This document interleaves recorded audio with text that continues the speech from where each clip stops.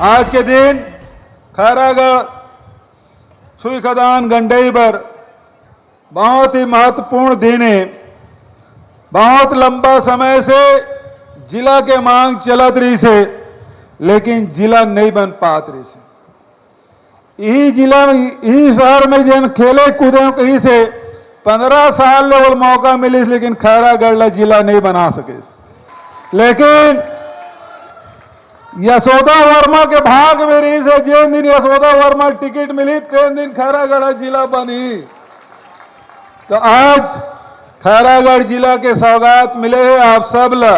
खैरागढ़ छुई खदान गंडई के सबो संगवारी मला बहुत बधाई शुभकामना।